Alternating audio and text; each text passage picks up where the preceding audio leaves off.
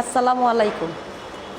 চতুর্থ শ্রেণীর প্রিয় শিক্ষার্থীবৃন্দ, তোমাদের সবাইকে ঈদ মোবারক। আশা করি সবাই ভালো আছো, সুস্থ এবং নিরাপদে আছো। আমাকে নিশ্চয়ই চিনতে পেরেছো। গত ক্লাসে তোমাদের ক্লাস নিয়েছিলাম। আজকে আমি তোমাদের বিজ্ঞানের ক্লাস নিব। আমি জেসমিন আলী, সহকারী শিক্ষিকা, Ahmed Bawani academy school and college. আর তোমাদের জন্য যে অনলাইনের ক্লাসের ব্যবস্থা করে দিয়েছেন আমাদের শ্রদ্ধেয় প্রিন্সিপাল স্যারকে আমি জানাচ্ছি অসংখ্য ধন্যবাদ, এবং সেই সাথে ধন্যবাদ জানাচ্ছি আমাদের শ্রদ্ধেয় ইনচার্জ জয়কে, আর সেই সাথে সংশ্লিষ্ট সকলকে। তো সকলে নিশ্চয়ই ভালো আছো। এর মধ্যে ঈদ চলে গেল, লেখাপড়ায় আবার আমরা মনোযোগী হয়ে যাব, ঠিক না? বই খাতা নিয়ে সবাই চলে আসো। আমরা আজকে চতুর্থ শ্রেণীর প্রাথমিক বিজ্ঞানের সপ্তম অধ্যায় নিয়ে আলোচনা করব। তাহলে সপ্তম অধ্যায়টার নাম কি? প্রাকৃতিক সম্পদ। সপ্তম অধ্যায়ের নাম হচ্ছে প্রাকৃতিক সম্পদ। তো প্রাকৃতিক সম্পদ জানতে হলে আমাদের প্রথমে প্রাকৃতিক সম্পদ কি সে সম্পর্কে জানতে হবে। আমরা কি ধরনের প্রাকৃতিক সম্পদগুলো ব্যবহার করি সে সম্পর্কে আমরা জানবো। প্রাকৃতিক সম্পদের ধরন ও ব্যবহার সম্পর্কে জানবো। আমাদের প্রাকৃতিক সম্পদগুলো কি কি, প্রাকৃতিক সম্পদের শ্রেণীবিভাগ, শক্তি উৎপাদনে প্রাকৃতিক সম্পদের ব্যবহার, এবং প্রাকৃতিক সম্পদ আমরা কিভাবে সংরক্ষণ করতে পারি বা সংরক্ষণের উপায়গুলো আমরা জানতে পারবো। তাহলে প্রথমে চলে আসো প্রাকৃতিক সম্পদের সংজ্ঞা, অর্থাৎ প্রাকৃতিক সম্পদ কি। আমাদের নানা প্রয়োজনে আমরা ভিন্ন ধরনের জিনিস ব্যবহার করে থাকি। সেই জিনিসগুলো আমরা কোথা থেকে পাই? অবশ্যই কিছু কিছু জিনিস আমরা প্রকৃতি থেকে পাই। তাহলে প্রকৃতি থেকে যে জিনিসগুলো আমরা পাই সেগুলোকে আমরা সরাসরি ব্যবহার করি না, সেগুলো আমরা নানা ধরনের বস্তু তৈরি করে ব্যবহার করি। তাহলে এই যে প্রকৃতি থেকে আমরা সম্পদগুলো পাচ্ছি এবং যেটা আমরা ব্যবহার করছি সেটাই হচ্ছে কি প্রাকৃতিক সম্পদ। তাহলে প্রাকৃতিক সম্পদের যে সংজ্ঞা সেটা হচ্ছে গিয়ে প্রকৃতিতে পাওয়া যা কিছু আমাদের কাজে লাগে, প্রকৃতিতে পাওয়া যা কিছু আমাদের কাজে লাগে সেটাই হচ্ছে প্রাকৃতিক সম্পদ। তাহলে প্রকৃতি থেকে আমরা কি কি পাই? এই যে আমরা যে বই খাতাগুলো পড়ছি, ঠিক না? এই বই খাতাগুলো কোথা থেকে আসছে? নিশ্চয়ই গাছ থেকে আসছে। তাহলে গাছটা কি? প্রাকৃতিক সম্পদ। তারপর মনে করো এই যে আমি একটা প্লাস্টিকের স্কেল নিয়েছি, এটা কোত্থেকে আসলো? অবশ্যই একটা খনিজ সম্পদ থেকে আসলো। তারপর মনে করো যে আমি আমাদের যে দালান কোঠার ভিতরে যে আমি বসবাস করছি, এই দালান কোঠা তো কোত্থেকে আসলো? অবশ্যই ভূমি, মাটি থেকে আসলো। তাহলে মাটিটা কি? মাটিও একটা প্রাকৃতিক সম্পদ। অর্থাৎ আমাদের প্রয়োজনে আমরা যা কিছু ব্যবহার করছি, প্রকৃতি থেকে প্রাপ্ত যে জিনিসগুলো আমরা ব্যবহার করছি সেটাই হচ্ছে প্রাকৃতিক সম্পদ। তাহলে তোমরা মোটামুটি প্রাকৃতিক সম্পদ সম্পর্কে জানতে পেরেছো যে প্রাকৃতিক সম্পদটা কি। অর্থাৎ প্রকৃতিতে পাওয়া যা কিছু আমাদের প্রয়োজনে আসে বা ব্যবহার করি সেটাই হচ্ছে প্রাকৃতিক সম্পদ। এখন আমরা কি ধরনের প্রাকৃতিক সম্পদগুলো ব্যবহার করি? আমরা কি ধরনের প্রাকৃতিক সম্পদ ব্যবহার করি? আমাদের দৈনন্দিন জীবনে যে প্রাকৃতিক সম্পদগুলো ব্যবহার করি সেগুলোকে আমরা মোটামুটি 4টি ভাগে ভাগ করতে পারি। আচ্ছা, আমি এগুলো মুছে দেই কারণ তোমাদের কিছু জিনিস আমি একটু লেখাবো বোর্ডে।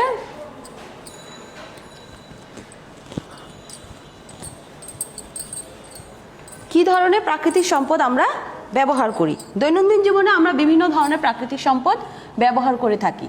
তবে আমাদের প্রাকৃতিক সম্পদ ব্যবহার যেগুলো করে থাকি সেটা হচ্ছে গিয়ে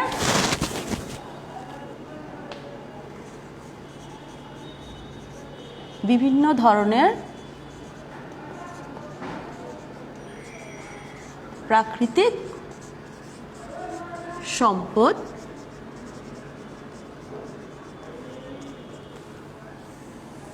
এক নম্বর হচ্ছে পানি সম্পদ, 2 নম্বর বনজ সম্পদ, বনজ অর্থ বন থেকে যে সম্পদটা আমরা পেয়ে থাকি।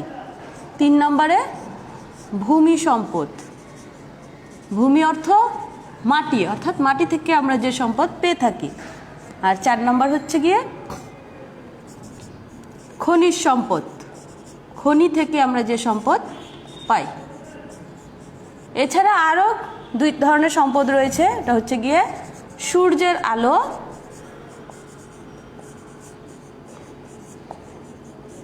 আর একটা হচ্ছে বায়ু। তাহলে মোটামুটি আমরা কয় ধরনের প্রাকৃতিক সম্পদ পেয়েছি? 6 ধরনের প্রাকৃতিক সম্পদ পেয়েছি। 1 নম্বর হচ্ছে পানি সম্পদ, 2 নম্বর বনজ সম্পদ, 3 নম্বর ভূমি সম্পদ, 4 নম্বর খনিজ সম্পদ, 5 নম্বর সূর্যের আলো এবং 6 নম্বরে বায়ু। তাহলে পানি সম্পদটা কি? পানি থেকে আমরা যে সম্পদ পেয়ে থাকি, আমরা কোথা থেকে পানি পেয়ে থাকি? আমরা বৃষ্টিপাত, পুকুর, নদী, সাগর ইত্যাদি থেকে পানি পেয়ে থাকি। বিভিন্ন কাজে আমরা পানি ব্যবহার করে থাকি। কি কি কাজে আমরা পানি ব্যবহার করি? প্রথমত আমরা পানি পান করি, তারপরে আমরা ধোয়া মোছার কাজে পানি ব্যবহার করি, কৃষিকাজে ব্যবহার করি, রান্না করার কাজে ব্যবহার করি, ইত্যাদি কাজে আমরা পানি ব্যবহার করে থাকি। নদী, পুকুর থেকে আমরা কি পাই? মাছ পাই, কারণ পানিতেই মাছ জন্মায়। মাছ যদি আমরা না পাই তাহলে আমরা খেতে পারবো না। তাহলে পানির কত উপকারিতা দেখো। এছাড়া পানিকে কি করা হয়? পানির স্রোতকে কাজে লাগিয়ে আমরা বিদ্যুৎও উৎপাদন করতে পারছি। এই যে তোমরা অনলাইনে ক্লাস দেখছো, সেই অনলাইনে যে বিদ্যুৎটা পাচ্ছ সেটা কোত্থেকে আসছে? পানি থেকে আসছে। তাহলে এই গেল পানি সম্পদের ব্যবহার। এরপর চলে আসো বনজ সম্পদ। বনজ সম্পদ মানে কি? বনের উৎস কি? গাছপালা, অর্থাৎ গাছপালা থেকে যে আমরা জিনিসপত্রগুলো পেয়ে থাকি সেটা হচ্ছে বনজ সম্পদ। তাহলে নির্মাণ সামগ্রী, আসবাবপত্র, কাগজ তৈরিতে কাঠ বা গাছ ব্যবহার করা হয়। এই যে আমরা আমাদের বই খাতাগুলো যে ব্যবহার করছি, এটা কোত্থেকে আসছে? কাগজ থেকে আসছে। কাগজটা কোত্থেকে আসে? গাছ থেকে আসে। তাহলে আমরা বন থেকে এই গাছটা পেয়ে থাকি। আবার তাপ থেকে আমরা জ্বালানি হিসেবেও গাছপালা ব্যবহার করে থাকি। এছাড়া গাছপালা থেকে আমরা আরও অনেক কিছু তৈরি করতে পারি, যেমন কি আসবাবপত্র, ঘরবাড়ি, ঠিক না? এগুলো আমরা গাছপালা থেকে পেয়ে থাকি। এরপরে চলে আসো ভূমি সম্পদ। ভূমি সম্পদ, ভূমি অর্থ কি? মাটি, অর্থাৎ মাটির উপরে যে আমরা গাছপালা লাগাচ্ছি, তারপর গবাদি পশু পালন করছি, এগুলো আমরা খাদ্যের জন্য কি করি? মাটিতে ফসল উৎপাদন করে থাকি। তাহলে এই যে মাটিটা, এটাই হচ্ছে ভূমি। আমরা বসবাসের জন্য মাটির উপরে কি করছি? ঘরবাড়ি বা দালান কোঠা নির্মাণ করছি। আবার নির্মাণ সামগ্রী ও মৃৎশিল্প তৈরিতেও আমরা মাটিকে ব্যবহার করছি। এরপরে চলে আসো খনিজ সম্পদ। খনি অর্থ কি? মাটির গভীরে বিভিন্ন ধরনের খনিজ সম্পদ রয়েছে। মাটির গভীরে, মাটির উপরে না, মাটির নিচে বিভিন্ন ধরনের খনিজ সম্পদ রয়েছে। এর মধ্যে শিলা, খনিজ তেল, প্রাকৃতিক গ্যাস, কয়লা ইত্যাদি খনিজ সম্পদ রয়েছে। বিভিন্ন ধরনের খনি রয়েছে, যেমন সোনা, রূপা, তামা, এগুলো হচ্ছে খনিজ সম্পদ। এছাড়া চুনাপাথর এবং মার্বেল পাথরও হলো এক ধরনের শিলা। চক, ধাতব মুদ্রা এবং নির্মাণ সামগ্রী তৈরিতেও খনিজ এবং শিলা ব্যবহার করা হয়। আবার তেল, কয়লা, প্রাকৃতিক গ্যাস পরিয়ে যে তাপ উৎপন্ন হয় সেটা থেকে বিদ্যুৎ পাওয়া যায়, যা আমাদের কলকারখানা, যানবাহনে, রান্নায় এবং বিদ্যুৎ উৎপাদনে ব্যবহার করা হয়। অন্যান্য প্রাকৃতিক সম্পদ, এই দুটো হচ্ছে কি অন্যান্য প্রাকৃতিক সম্পদের মধ্যে চলে আসবে সূর্যের আলো এবং বায়ু। অন্যান্য প্রাকৃতিক সম্পদের মধ্যে সূর্যের আলো এবং বায়ু প্রধান। এগুলো শক্তি উৎপাদনের জন্য ব্যবহার করা হয়। যেমন সূর্যের আলো থেকে আমরা কি পাই? তাপ পাই। এই তাপ থেকে আমরা কি করি? বিদ্যুৎ উৎপাদন করি। আবার বায়ু প্রবাহ থেকে আমরা কি পাই? বায়ু প্রবাহ থেকে আমরা বিদ্যুৎ উৎপন্ন করে থাকি। এরপরে চলে আসো পৃষ্ঠা নম্বর 50-এ, প্রাকৃতিক সম্পদের ধরন এবং ব্যবহার। এই যে আমরা প্রাকৃতিক সম্পদগুলো পেয়েছি, পানি সম্পদ, বনজ সম্পদ, ভূমি সম্পদ, খনিজ সম্পদ, সূর্যের আলো এবং বায়ু, এই প্রাকৃতিক সম্পদগুলো আমরা কি কাজে ব্যবহার করছি? অর্থাৎ আমি এখন যে বর্ণনাগুলো করেছি সেগুলোই কি মোটামুটি ব্যবহারের মধ্যে চলে আসে। যেমন পান করা, পানিটাকে আমরা কিভাবে ব্যবহার করছি? পানিটাকে আমরা পান করছি, রান্নাবান্নার কাজে ব্যবহার করছি, ফসল, মাছ উৎপাদনে ব্যবহার করছি। তারপরে পানির স্রোতকে কাজে লাগিয়ে আমরা কি করছি? বিদ্যুৎ উৎপাদন করছি। বনজ সম্পদ থেকে আমরা গাছপালা পাচ্ছি, তারপরে নির্মাণ সামগ্রীর জন্য কাগজ, আসবাবপত্র এগুলো তৈরি করছি। ভূমি সম্পদ থেকে আমরা কি করছি? ফসল উৎপাদন করছি, ভবন নির্মাণ করছি, দালান কোঠা তৈরি করছি, এইগুলো। তারপর বিভিন্ন ধরনের মৃৎশিল্প আমরা তৈরি করছি এই ভূমি সম্পদ থেকে। তারপরে চলে আসো খনিজ সম্পদ। খনিজ সম্পদ থেকে আমরা কি করছি? চক, নির্মাণ সামগ্রী, বৈদ্যুতিক তার, হ্যাঁ, এগুলো আমরা, তারপরে ধাতব মুদ্রা, গয়না, এগুলো আমরা কি করছি? খনিজ সম্পদ থেকে পেয়ে যাচ্ছি। এরপরে সূর্যের আলো তো বললামই যে সূর্যের আলো কি হচ্ছে? শস্য উৎপাদন, তারপরে খাদ্য, উদ্ভিদের খাদ্য তৈরি এবং বিদ্যুৎ উৎপাদনের কাজে ব্যবহার করা হচ্ছে। বায়ু এবং বায়ু প্রবাহ, শ্বাস প্রশ্বাস, উদ্ভিদের খাদ্য তৈরি, বল ও টায়ার ফোলানো এবং বিদ্যুৎ উৎপাদনের কাজে ব্যবহার করা হচ্ছে। তাহলে এই গেল আমাদের বিভিন্ন ধরনের প্রাকৃতিক সম্পদ এবং এর ব্যবহার। সম্পদ ও এর ব্যবহার। তাহলে এই প্রাকৃতিক সম্পদগুলোর নাম শিখবে এবং এগুলোর বর্ণনা শিখবে। বইতে যেভাবে বর্ণনাগুলো দেওয়া আছে সেভাবে শিখবে এবং এর ব্যবহারগুলো জানবে। এরপর চলে আসো বাংলাদেশের প্রাকৃতিক সম্পদ। বাংলাদেশে কি কি প্রাকৃতিক সম্পদ পাওয়া যায়? বাংলাদেশের প্রাকৃতিক সম্পদগুলো কি কি? অর্থাৎ আমাদের দেশের যে প্রাকৃতিক সম্পদগুলো রয়েছে সেগুলো কি কি?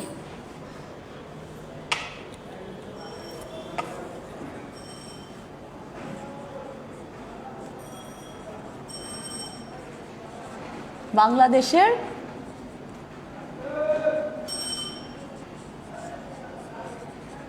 প্রাকৃতিক সম্পদ। আমাদের দেশে বিভিন্ন ধরনের প্রাকৃতিক সম্পদ রয়েছে, ঠিক আছে? আমাদের দেশে বিভিন্ন ধরনের প্রাকৃতিক সম্পদ রয়েছে। তার মধ্যে কি কি রয়েছে বাংলাদেশের যে প্রাকৃতিক সম্পদগুলো?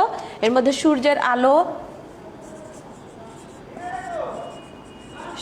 আলো পাচ্ছি আমরা, বায়ু,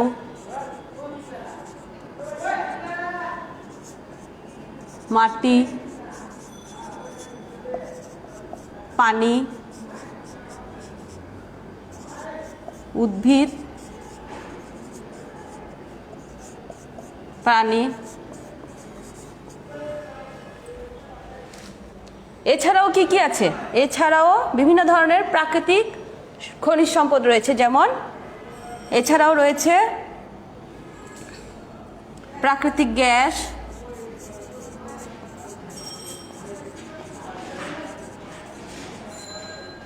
কয়লা,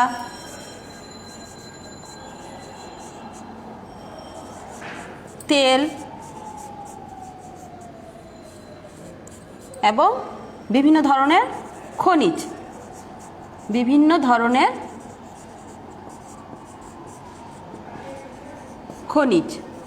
তাহলে বাংলাদেশে কি কি প্রাকৃতিক সম্পদ রয়েছে?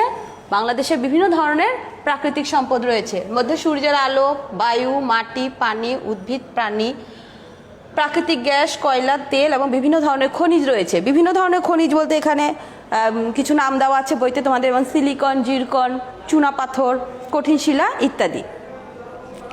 এই গেল বাংলাদেশের প্রাকৃতিক সম্পদ। এরপরে চলে আসো বাংলাদেশ প্রাকৃতিক সম্পদের শ্রেণী বিভাগ।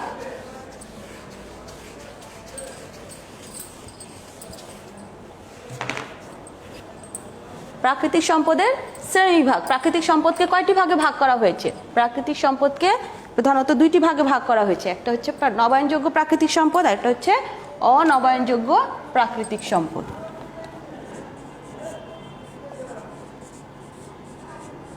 প্রাকৃতিক সম্পদের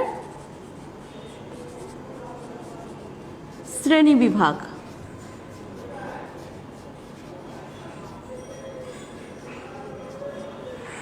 প্রাকৃতিক সম্পদকে দুটি ভাগে ভাগ করা হয়েছে, দুই ভাগে ভাগ করা হয়েছে, যথা এক নম্বর হচ্ছে নবায়নযোগ্য প্রাকৃতিক সম্পদ। নবায়নযোগ্য প্রাকৃতিক সম্পদ এবং দুই নম্বর হচ্ছে অনবায়নযোগ্য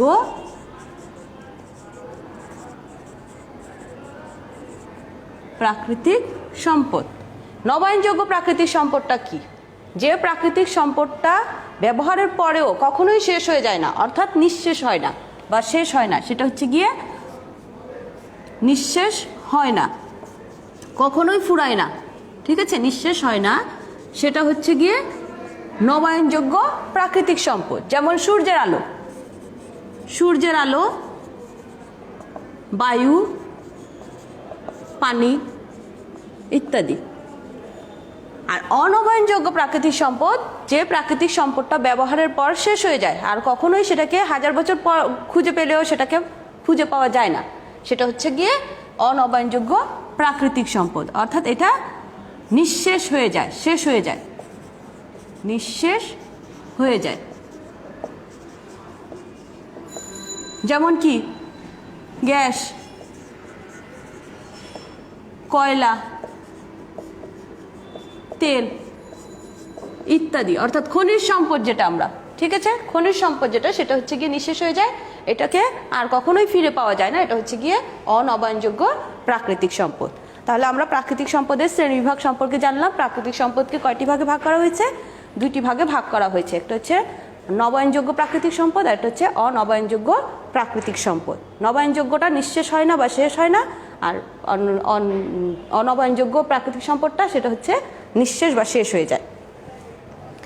এরপরে চলে আসো শক্তি উৎপাদনে প্রাকৃতিক সম্পদের ব্যবহার। আমরা শক্তি উৎপাদনের জন্য প্রাকৃতিক সম্পদকে কিভাবে ব্যবহার করে থাকি? শক্তি উৎপাদনে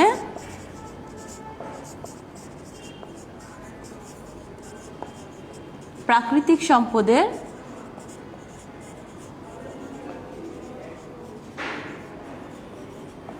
ব্যবহার। শক্তি কি? তাহলে আমাদের যে এখানে শক্তি কথাটা বলেছে, সেই শক্তিটা কি? শক্তি হচ্ছে কাজ করার সামর্থ্য। শক্তি কি? শক্তি, এখানে একটা সংজ্ঞা আসতে পারে তোমাদের। শক্তি কি? শক্তি হচ্ছে কাজ করার সামর্থ্য। শক্তি হচ্ছে কোনো কাজ করার সামর্থ্য। এই শক্তির সাহায্যে কি করছি আমরা? প্রাকৃতিক সম্পদের শক্তি, এই শক্তিটাকে উৎপাদন করার জন্য আমরা প্রাকৃতিক সম্পদটাকে ব্যবহার করছি, এবং এই শক্তির সাহায্যে আমরা বিভিন্ন ধরনের বস্তু তৈরি করে থাকি। তাহলে শক্তি পাওয়ার জন্য প্রাকৃতিক সম্পদকে আমরা কি করছি? ব্যবহার করছি। মানুষ শক্তি উৎপাদনের জন্য যা কিছু ব্যবহার করে সেটাই হচ্ছে শক্তির উৎস। এখানে আরেকটা প্রশ্ন আসতে পারে তোমাদের, শক্তির উৎস কি? শক্তি এবং শক্তির উৎস, এখানে দুইটা সংজ্ঞা তোমরা মুখস্থ করবে। শক্তির উৎস কি? শক্তির উৎস কি? তাহলে মানুষ শক্তি উৎপাদনের জন্য, মানুষ শক্তি উৎপাদনের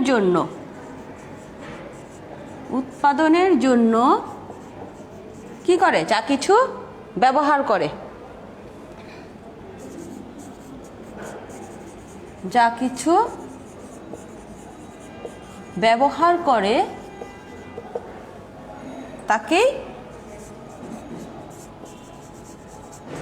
শক্তির উৎস বলে। শক্তির উৎস বলে। তাহলে আমরা কোথা থেকে শক্তিটা পাচ্ছি? এই যে আমরা শক্তির উৎসটা লিখলাম, তাহলে এই শক্তিটা আমরা কোথা থেকে পাচ্ছি?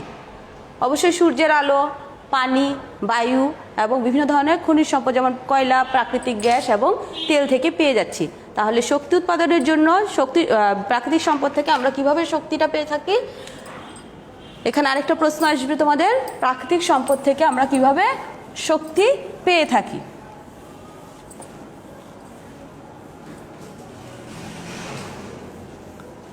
প্রাকৃতিক সম্পদ থেকে কিভাবে শক্তি পাওয়া যায় বা শক্তি পেয়ে থাকি? আমরা বিভিন্ন উৎস থেকে শক্তি পেয়ে থাকি। আমরা কোথা থেকে শক্তি পাই? আমরা বিভিন্ন উৎস থেকে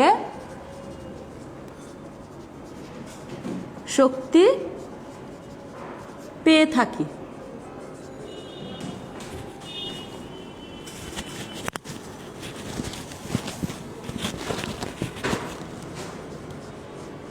বিভিন্ন উৎস থেকে শক্তি পেয়ে থাকি, যেমন 1 নম্বর হচ্ছে সূর্যের আলো।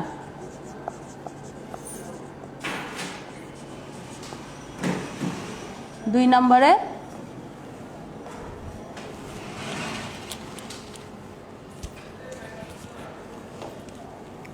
বায়ু প্রবাহ। 3 নম্বরে পানি এবং 4 নম্বরে কয়লা, তেল, গ্যাস। কয়লা, তেল এবং প্রাকৃতিক গ্যাস, এই 4টা উৎস থেকে আমরা শক্তি পেয়ে থাকি।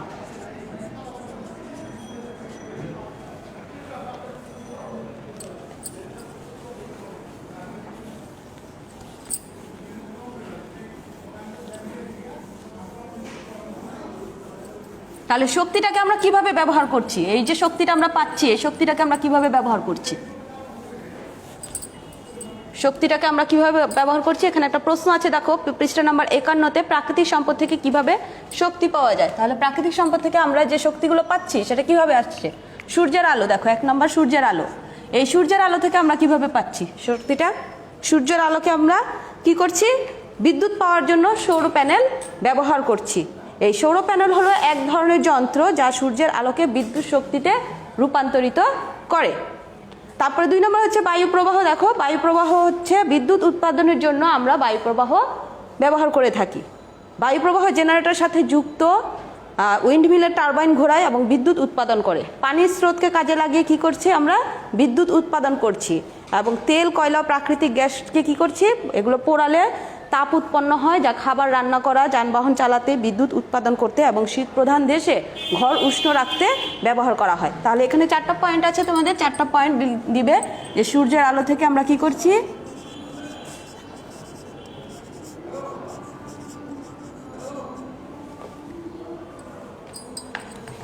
সূর্যের আলো থেকে বিদ্যুৎ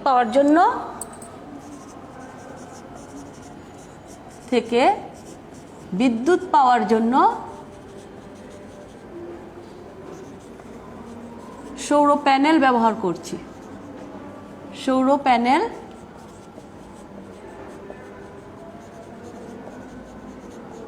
ব্যবহার করছি।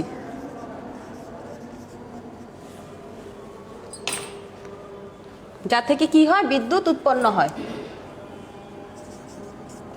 যা থেকে বিদ্যুৎ উৎপন্ন হয়। 2 নম্বর হচ্ছে বায়ু প্রবাহ থেকে আমরা বিদ্যুৎ উৎপন্ন করছি। বায়ু প্রবাহকে কাজে লাগিয়ে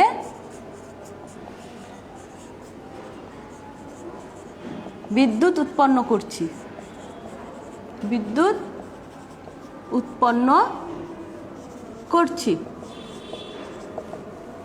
3 নম্বর হচ্ছে পানির স্রোতকে কাজে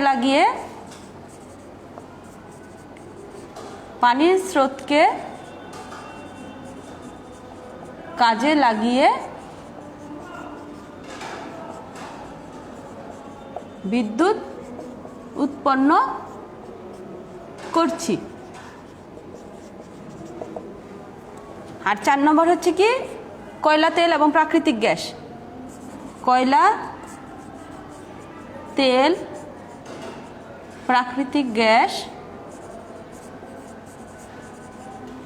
প্রাকৃতিক গ্যাস থেকে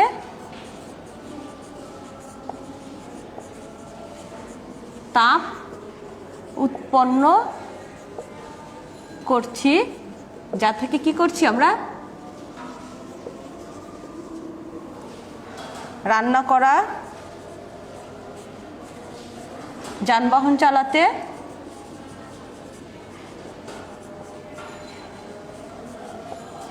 এবং ঘর গরম রাখতে ব্যবহার করা হয় এবং শীত প্রধান দেশে ঘর উষ্ণ রাখতে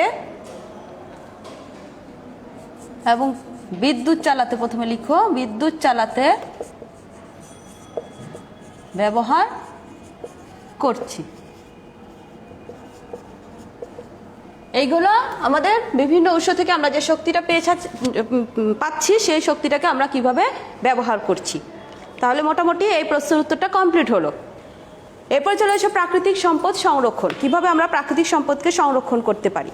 তাহলে প্রাকৃতিক সম্পদ সংরক্ষণ কি? কোনো কিছুকে জমা করে রাখা, ঠিক না? আমরা যদি প্রাকৃতিক সম্পদ শেষ করে ফেলি তাহলে কি হবে? আমাদের আর সেই প্রাকৃতিক সম্পদগুলো আর পাবো না। এর মধ্যে যে আমাদের নবায়নযোগ্য এবং অনবায়নযোগ্য প্রাকৃতিক সম্পদ রয়েছে সেগুলো বিশেষভাবে উল্লেখযোগ্য। নবায়নযোগ্য প্রাকৃতিক সম্পদটা শেষ হবে না, এটাকে আমরা ব্যবহার করতেই থাকবো। কিন্তু অনবায়নযোগ্য যে প্রাকৃতিক সম্পদ, যেমন কি প্রাকৃতিক গ্যাস, কয়লা, তেল, এগুলো একবার শেষ হয়ে গেলে সেটা আর পাওয়া যাবে না। তাহলে এই প্রাকৃতিক সম্পদটা যাতে শেষ না হয় সেজন্য আমাদের কিছু পন্থা অবলম্বন করতে হবে, ঠিক না? তাহলে প্রাকৃতিক সম্পদ সংরক্ষণ। প্রাকৃতিক সম্পদ সংরক্ষণ, তোমাদের বইতে সংরক্ষণের একটা সংজ্ঞা লেখা আছে। সংজ্ঞাটা তোমরা মুখস্থ করবে। সংজ্ঞা কি আসলে? প্রাকৃতিক সম্পদের সুরক্ষা এবং পরিকল্পিত ব্যবহারই হচ্ছে সংরক্ষণ। তাহলে প্রাকৃতিক সম্পদকে আমরা বিভিন্নভাবে সংরক্ষণ করতে পারি। 1 নম্বর কি, বইতে অনেকগুলো পয়েন্ট দেওয়া আছে, দেখো। 1 নম্বর হচ্ছে সম্পদের ব্যবহার কমানো। সম্পদের ব্যবহার কমানো। আমরা যদি সম্পদের ব্যবহারটা কম করি তাহলে আমাদের প্রাকৃতিক সম্পদ সংরক্ষণ করতে পারবো। যেমন আমরা যখন রান্না করি তখন রান্না শেষে যদি আমরা গ্যাসের চুলাটা বন্ধ করে দিই তাহলে আমরা প্রাকৃতিক সম্পদটাকে রক্ষা করতে বা সংরক্ষণ করতে পারবো। 2 নম্বর হচ্ছে সম্পদের পুনর্ব্যবহার। সম্পদের পুনর্ব্যবহার, পূর্ণ মানে কি? আবার, ঠিক না? দ্বিতীয়বার ব্যবহার করা, পুনর্ব্যবহার। আমরা যদি একটা জিনিস ব্যবহার করার পর ফেলে না দিয়ে সেটাকে আবার নতুন করে বানাই বা ব্যবহার করি, সেটাকে বলা হয় পুনর্ব্যবহার। তাহলে সম্পদের পুনর্ব্যবহার আমরা কিভাবে করতে পারি? মনে করো একটা কাগজ নষ্ট হয়ে গেল, সেই কাগজটাকে আমরা যদি ঠোঙ্গা বানিয়ে আবার ব্যবহার করতে পারি, ঠিক না? এরপর হচ্ছে গিয়ে মনে করো কাপড় ছিঁড়ে গেল, ওইটাকে একটু সেলাই করেও আমরা ওটাকে ব্যবহার করতে পারি। এটা হচ্ছে সম্পদের পুনর্ব্যবহার। এরপর হচ্ছে সম্পদের রিসাইকেল। সম্পদের রিসাইকেল, রিসাইকেল এবং পুনর্ব্যবহার একই কথা, তবে এটাকে আরো একটু উন্নত করা। সম্পদের রিসাইকেল হচ্ছে গিয়ে তোমার গিয়ে মনে করো কাগজ, পুরাতন কাগজকে যদি আবার আমি নতুন করে কাগজ বানাই তাহলে সেটা হবে রিসাইকেল। তাহলে কি হবে? নতুন করে যদি আমি নতুন করে কাগজ তৈরি করি তাহলে আমার গাছ কাটার আর প্রয়োজন হবে না, অর্থাৎ প্রাকৃতিক সম্পদটা রক্ষা পাবে। 4 নম্বর হচ্ছে নবায়নযোগ্য জ্বালানির ব্যবহার। আমরা নবায়নযোগ্য জ্বালানি ব্যবহার করব। অনবায়নযোগ্য জ্বালানি যেটা, সেটা ব্যবহার না করে নবায়নযোগ্য জ্বালানিটাকে ব্যবহার করব। তাহলে নবায়নযোগ্য জ্বালানি কি? এখানে নবায়নযোগ্য কি হবে? জ্বালানিটা সূর্যের আলো, বায়ু, পানি, এইগুলো।